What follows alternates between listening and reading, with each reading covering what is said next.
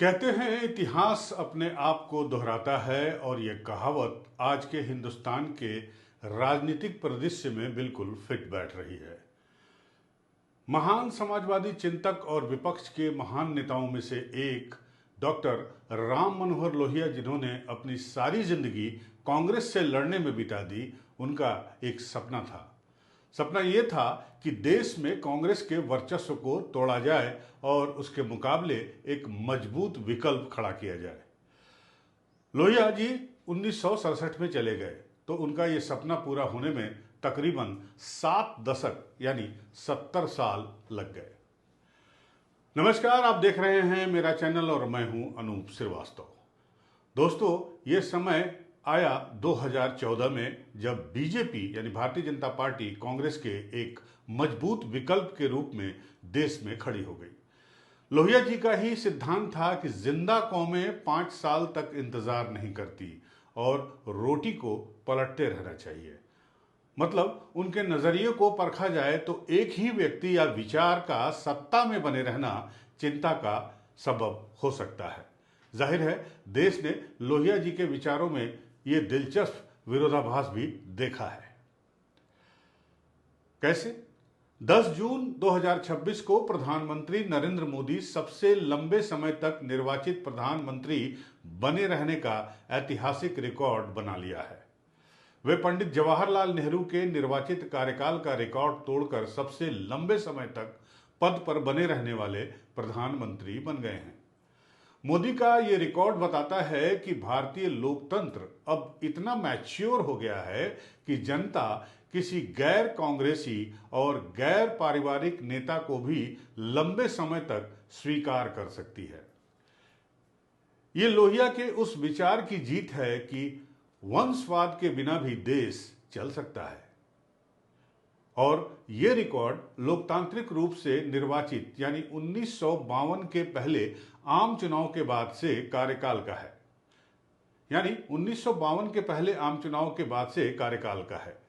जवाहरलाल नेहरू कुल मिलाकर 16 साल 286 दिन 1947 से 1964 तक प्रधानमंत्री रहे इस देश के, जिसमें उनकी अंतरिम सरकार का समय भी शामिल है। तब पंडित नेहरू को देश की आम जनता ने सीधे वोट देकर नहीं चुना था।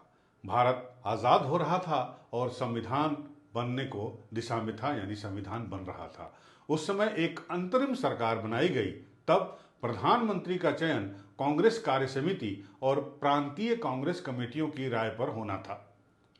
और कांग्रेस की ये कमेटियां नहीं चाहती थी कि नेहरू जी प्रधानमंत्री बने। फिर भी नेहरू जी प्रधानमंत्री बने। कैसे हुआ, यह भी एक दिलचस्प किस्सा है। देश को 15 अगस्त 1947 को आजाद होना था, आपको मालूम है, लेकिन उससे एक साल पहले ही ब्रिटेन ने यानी इंग्लैंड की सत्ता ने भारत के हाथ में सत्ता दे दी। अंतरिम सरकार बननी थी। तय हुआ था कि कांग्रेस का तत्कालीन अध्यक्ष ही प्रधानमंत्री बनेगा। उस वक्त कांग्रेस के अध्यक्ष मौलाना अबुल कलाम आजाद थे। वे पिछले 6 साल से इस पद पर बने हुए थे और अब उनके जाने का वक्त हो गया था, लेकिन वो ये पद छोड़ना नहीं चाहते थे। लेकिन तब तक महात्मा गांधी नेहरू के हाथ में कांग्रेस की कमान सौंपने का मन बना चुके थे। लेकिन दोस्तों, नेहरू जी की तरफ से कोई जवाब नहीं आया। नेहरू जी ने कुछ नहीं किया। अब अंतिम फैसला महात्मा गांधी जी को करना था। सोचिए कितनी मुश्किल घड़ी रही होगी उस वक्त महात्मा गांधी जी के लिए। गांधी जी ने वो कागज फिर से पटेल को लौटा दिया। सरदार पटेल ने उस पर दस्तखत कर दिए और कृपलानी जी ने ऐलान किया, तो नेहरू जी निर्विरोध अध्यक्ष चुने जाते हैं। आपको बता दें कि कृपलानी जी ने अपनी किताब Gandhi his life and thoughts में इस पूरी घटना का विस्तार से जिक्र करते हुए लिखा है कि मेरा इस तरह हस्तक्षेप करना सरदार वल्लभ भाई पटेल को अच्छा नहीं लगा। पार्टी का महासचिव होने के नाते मैं गांधी जी की मर्जी का काम मैकेनिकल तरीके से कर रहा था, यानी अपना दिमाग इस्तेमाल नहीं कर रहा था, और उस वक्त मुझे ये बहुत बड़ी चीज नहीं लगी थी। आखिर ये एक अध्यक्ष का ही तो चुनाव था। मुझे लगा कि अभी बहुत से लड़ाइयां सामने हैं, लेकिन भविष्य कौन जानता है। ऐसा लगता है कि ऐसी छोटी घटनाओं पर भी किसी व्यक्ति या राष्ट्र की किस्मत निर्भर होती है। ऑस्ट्रिया के राजकुमार की हत्या ने पहले विश्व युद्ध की बर्बादी के बीज बोए थे, यानी वो हत्या विश्व युद्ध शुरू होने का तात्कालिक कारण बना था। तो ये लिखा कृपलानी जी ने। जाहिर है महात्मा गांधी के काम करने का तरीका था अपना। कांग्रेस का अध्यक्ष कौन बनेगा, ये फैसला एक ऐसा आदमी कर रहा था जिसने 12 साल पहले ही कांग्रेस की प्राथमिक सदस्यता से इस्तीफा दे दिया था। लेकिन कांग्रेसियों के लिए ये बड़ी बात नहीं थी, क्योंकि साल 1929, 1936, 1939 के बाद ये चौथा मौका था जब पटेल ने गांधी जी के कहने पर अध्यक्ष पद से अपना नामांकन वापस ले लिया था। तब उस वक्त सभी हक्का बक्का रह गए और तब के जाने माने पत्रकार और राइटर दुर्गादास जी ने अपनी किताब India from Curzon to Nehru में ये लिखा है कि डॉक्टर राजेंद्र प्रसाद राजेंद्र प्रसाद जी ने उनसे कहा कि गांधी जी ने ग्लैमरस नेहरू के लिए अपने विश्वसनीय साथी यानी सरदार वल्लभ भाई पटेल का बलिदान कर दिया और मुझे डर है कि अब नेहरू अंग्रेजों के रास्ते पर ही आगे बढ़ेंगे। राजेंद्र बाबू की यह प्रतिक्रिया जब उन्होंने यानी दुर्गादास जी ने गांधी जी को बताई तो वे हंसे और उन्होंने अपने राजेंद्र बाबू की सराहना करते हुए कहा कि नेहरू जी आने वाले ढेर सारी समस्याओं का सामना करने के लिए खुद को तैयार कर चुके हैं। तो पत्रकार दुर्गादास जी ने जब इस बारे में खुद महात्मा गांधी से उनकी राय पूछी तो गांधी जी ने नेहरू को चुनने के पीछे दो बड़े कारण बताए। एक ये कि जवाहरलाल नेहरू कभी भी सरकार में दूसरे नंबर के पद यानी वल्लभ भाई पटेल जी के नीचे काम करना मंजूर नहीं करते और अगर उन्हें नंबर 1 का पद नहीं मिलता तो वे सरकार से बाहर विपक्ष में बैठ जाते। इससे आज़ादी के ठीक पहले कांग्रेस के साथ साथ देश भी बुरी तरह टूट जाता। ये तर्क दिया महात्मा गांधी ने पत्रकार दुर्गादास जी को। उसके बाद जवाहरलाल नेहरू पहली बार 2 सितंबर 1946 को भारत की अंतरिम सरकार के प्रधानमंत्री बने।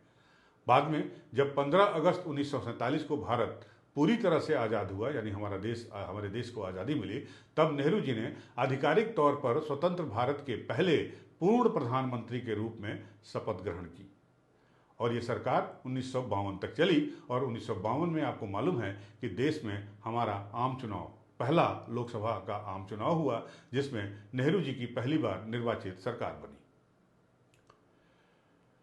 अब बात करें मोदी जी की, तो पंडित जवाहरलाल नेहरू के मुकाबले नरेंद्र दामोदर दास मोदी पूरी तरह से लोकतांत्रिक और दुनिया के सबसे बड़े आम चुनाव के जरिए भारत में सत्ता में आए यानी हमारे देश में प्रधानमंत्री बने। देश के करोड़ों नागरिकों ने सीधे ईवीएम का बटन दबाकर वोट दिया।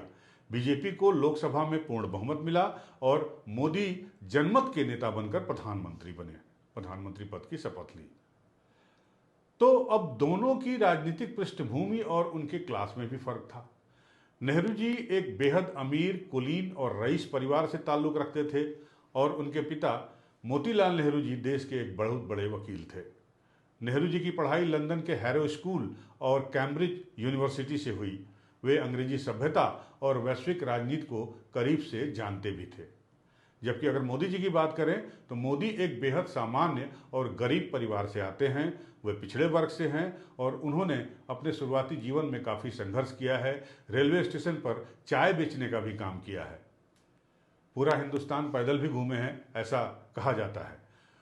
उनकी जो पूरी पढ़ाई लिखाई हुई वो भारत में ही हुई है। जमीन से जुड़कर और राष्ट्रीय स्वयंसेवक संघ के प्रचारक के रूप में उनका विकास हुआ। हालांकि इन दोनों नेताओं के समय देश की स्थिति और चुनौतियां बिल्कुल अलग थीं। 1947 में हमारे देश के सामने अस्तित्व का संकट था।